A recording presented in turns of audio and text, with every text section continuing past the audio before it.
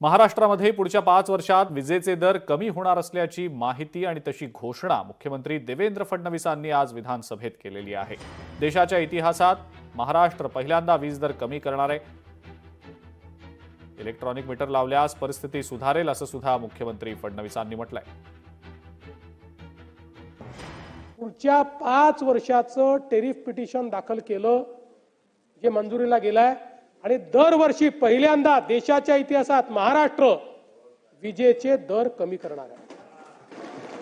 5व्या वर्षात कमी करणार आहे। आता हळूहळू ज्यावेळी आपण इलेक्ट्रॉनिक मीटर लावू त्यावेळी हे जे 100 युनिट वाले आहेत त्यांचा खरा युनिटचा काय कन्झम्पशन आहे आपल्या लक्षात येईल आणि त्यातनं आपली जी परिस्थिती आहे ती अजून सुधारेल आणि त्यातनं मला असं वाटतं की आपण चांगल्या प्रकारे हे खातं निश्चितपणे चालवू शकू।